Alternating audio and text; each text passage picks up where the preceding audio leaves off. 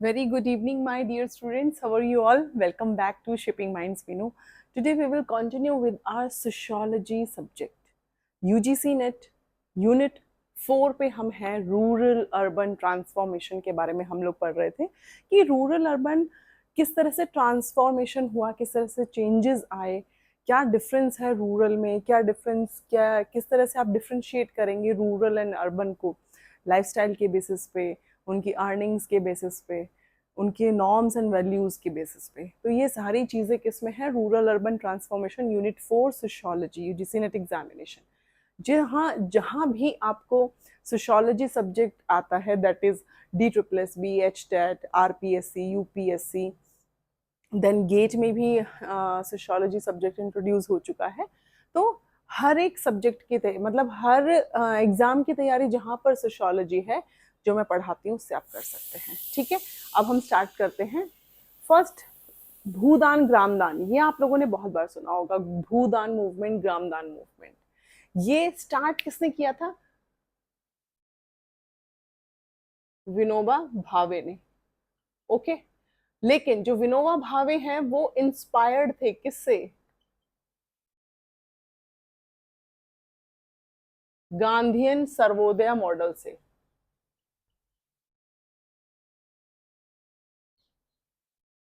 ठीक है, अब देखिए भूदान ग्रामदान मूवमेंट को इंट्रोड्यूस कराया क्यों गया, ये मूवमेंट क्यों लेके आए विनोबा भावे? तो इसके पीछे का रीजन समझिए। हमने इससे पहले जो मैंने यूनिट 4 में पढ़ाया, दैट इज लैंड रिफॉर्म्स मैंने पढ़ाया। फिर मैंने पढ़ाया आपको लैंड रिफॉर्म्स का फेलियर। पार्शियली वो सक्सेसफुल रहा, बट पूरी तरह से सक्सेसफुल जो हमारा लैंड रिफॉर्म्स है वो नहीं हुए। लैंड रिफॉर्म्स इसलिए लाए गए थे क्योंकि ये देखा गया कि 1947 में, यानी आज़ादी से पहले, 1947 से पहले जो हमारे देश में जो लैंड रिफॉर्म्स, एक second, okay let's continue. I am so sorry, बीच में मुझे जाना पड़ा क्योंकि एक तरफ खाना भी बन रहा है, वो मुझे गैस बंद करके आना था, उसके लिए आई एम सो सॉरी। देखिए, भूत 1947 से पहले जो पूरा का पूरा सिस्टम था उसमें क्या होता था कि जो पेजेंट्स हैं, पेजेंट्स की हालत बहुत ज़्यादा खराब थी। ठीक है, पेजेंट्स को वो एक तरह से बहुत मुश्किल से वो अपना गुजर बसर कर रहे थे। दूसरे के ज़मीन पर खेती बाड़ी करते, क्रॉप्स को ग्रो करने का काम करते, और बदले में उन्हें बहुत ज़्यादा टैक्स पे करना पड़ता था। जो बीच में जमींदार होते थे, मीडिएटर्स होते थे, वो क्या करते थे, वो उनसे बहुत ज़्यादा टैक्स लेते थे जो क्रॉप्स हैं उसके ऊपर, एंड वो उन्हें ब्रिटिशर्स को भी पे करना होता था। बट जमींदार बीच में बहुत ज़्यादा एक्सप्लॉयट कर रहे थे पेजेंट्स को, एंड खुद बहुत ज़्यादा प्रॉफिट कमा रहे थे, कुछ हिस्सा ब्रिटिशर्स को भी दे रहे थे। ठीक है, तो इस पूरे सिनेरियो में जो जमींदारी सिस्टम है, जो जमींदार है, उसकी सिचुएशन बदलती गई, वो ऊपर बढ़ता गया। लेकिन जो पेजेंट्स हैं उनकी स्थिति बहुत ज़्यादा दयनीय होती गई, बहुत ज़्यादा एक्सप्लॉयट हो गए वो लोग। 1947 में जब ब्रिटिशर्स यहाँ से चले गए, हम आज़ाद हो गए फाइनली, तो ये ऑब्जर्व किया गया कि लैंड रिफॉर्म्स लाने की ज़रूरत है। लैंड रिफॉर्म्स इसलिए लाने की ज़रूरत है क्योंकि ये जितनी भी बीच में धोखाधड़ी हो रही है, बीच में जो ज़मींदार है वो ज़्यादा टैक्स ले लेता है, ज़्यादा रखता है, पेजेंट्स का को ज़्यादा एक्सप्लॉयट किया जा रहा है, उन सब चीज़ों को, ये जो प्रॉब्लम थी इसको रिजॉल्व करने के लिए, इसके एक सॉल्यूशन के लिए लैंड रिफॉर्म्स लाए गए। अब देखिए, लैंड रिफॉर्म्स लाए गए कि चीज़ें सही हो जाएंगी। ठीक है, उसी लैंड रिफॉर्म का जो पार्ट है वो है भूदान ग्रामदान। जो विनोबा भावे थे वो इंस्पायर्ड थे गांधी के सर्वोदय मॉडल से। ठीक है, और वो ये चाहते थे, क्योंकि गांधी आपको पता है अहिंसा के रास्ते पे चलने वाले, तो विनोबा भावे भी ये चाहते थे कि बिना हिंसा के, बिना किसी लड़ाई झगड़े के, जो अमीर लोग हैं, जो जिनके पास बहुत ज्यादा जमीन है, जो लैंड ऑनर्स हैं, वो कुछ हिस्सा अपना रख के, जितने की उनको जरूरत है, सरप्लस जितना हिस्सा उनके पास है, यानी एक्स्ट्रा, और जितनी जमीन उनके पास है, वो प्यार भावना से, प्रेम भावना से, आराम से, बिना किसी हिंसा के, जो पेजेंट्स हैं, नीडेड पेजेंट्स हैं, जिनको बहुत ज्यादा जरूरत है, उनमें बांट दे अपने हिस्से को। ठीक है, मान लीजिए उनके पास एक ये जमीन का टुकड़ा है, इसमें से वो अपना मान लीजिए इतना पोर्शन रख लें, बाकी का वो पेजेंट्स में डिस्ट्रीब्यूट कर दें। लेकिन हुआ क्या, उनका ये जो मूवमेंट था ये सक्सेसफुल नहीं हुआ। रीजन ये था कि कोई भी अपना जमीन देने को रेडी नहीं था। अभी आप एट प्रेजेंट भी अपने आप से सोचिए, आपके पास जो भी पैसे हों, कल को आपको आके कोई कहे अरे तुम तो बहुत ज्यादा कमाते हो, थोड़ा बहुत बगल में जो लड़का रहता है ना, अभी उसका वो नहीं हुआ है, क्या कह सकते हैं हम, अभी वो अनएम्प्लॉयड है, तो थोड़ा पैसा उसको दे दिया करो, उसका भी काम चल जाएगा। कोई नहीं देगा ऐसे। क्या कोई देगा ऐसे? कोई भी इस तरह से नहीं देगा, क्योंकि सब लोगों को ऐसा लगता है अरे हमारे पास कम हो जाएगा, हमारे पास अभी है ही क्या, अरे हम उसको दे देंगे तो हमारे पास क्या बचेगा, हमारा तो खुद का ही काम बहुत मुश्किल से चलता है। तो ये सब चीजें हुई, इसीलिए जो ग्रामदान भूदान मूवमेंट था वो भी फेल हो गया, वो भी अच्छे से चीजें सही नहीं हो पाई उसके बावजूद भी। ठीक है, अब नीलो खेड़ी एक्सपेरिमेंट क्या था? नीलो खेड़ी एक्सपेरिमेंट जो था वो बेसिकली जो पंजाबी रिफ्यूजीज थे ना, उनके सेटलमेंट से रिलेटेड था। कब? जब हम, क्या हुआ, इंडिया का पार्टीशन हुआ, पार्टीशन के टाइम पे।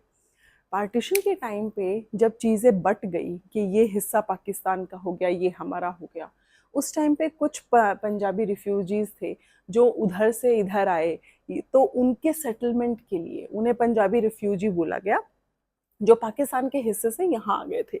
एक बांट लिया गया था ना कि अब ये पोर्शन तुम्हारा है, ये पोर्शन हमारा है।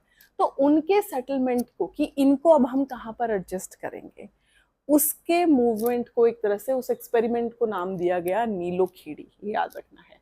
Next is tenancy reform.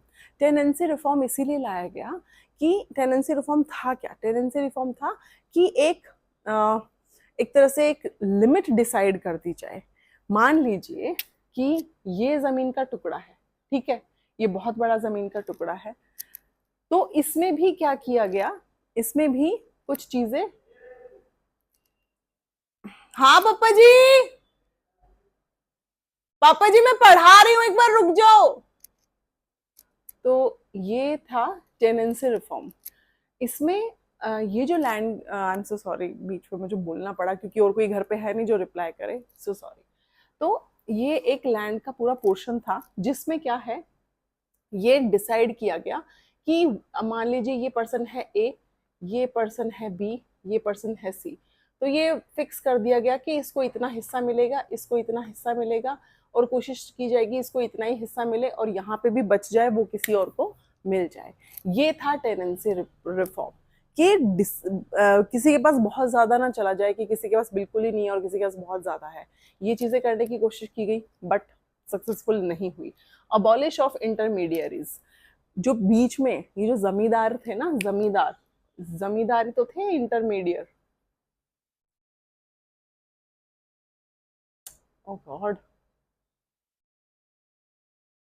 जमींदार, इनको हटाने के लिए, इनको हटाने की कोशिश की गई क्योंकि ये बीच में बहुत ज्यादा टैक्स खा रहे थे, इसीलिए अबॉलिश ऑफ इंटरमीडियरीज का ट्राई किया गया।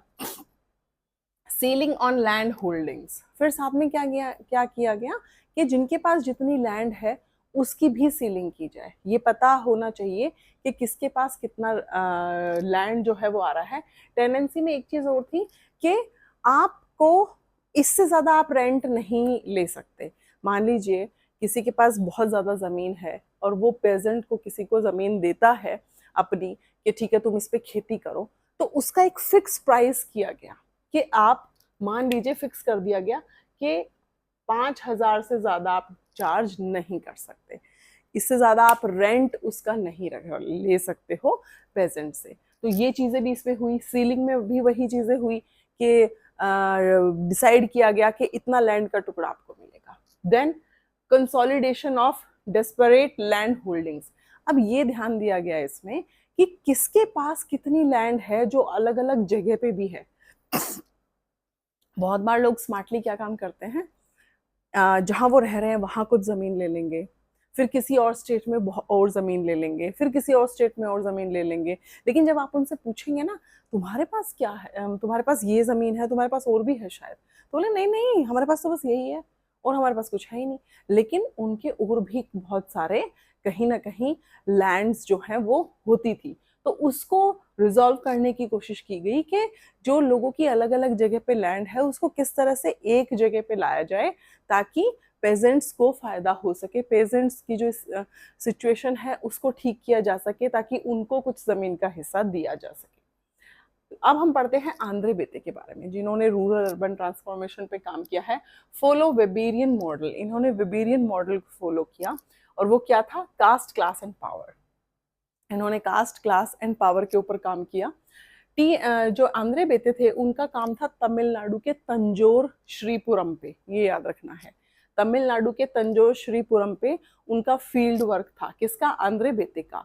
इन्होंने कहा कि agriculture is not equals to peasants, कि पेजेंट्स का मतलब एग्रीकल्चर नहीं है कि जो लोग सिर्फ खेती बाड़ी करते हैं वही पेजेंट्स हैं, नहीं। मतलब एग्रीकल्चर, मान लीजिए जो खेती बाड़ी है उसका ये मतलब नहीं है कि वो पेजेंट्स ही हैं बस, और भी बहुत सारे वे होते हैं, जैसे मिट्टी के घड़े बनाना, मछली पालन करना, ठीक है, रेशम जो धागा बनता है वो बनाना, यानी अदर भी सोर्सेज होना अपनी इनकम के लिए। सिर्फ ये नहीं है कि खेती बाड़ी करोगे तो ही आपका गुजर बसर होगा। तो ये उन्होंने कहा कि agriculture is not equals to peasants, ये याद रखना है कि ये बोला था आंद्रे बेते ने। इन्होंने एक और टर्म बोली, that is farmer is not equals to pageants.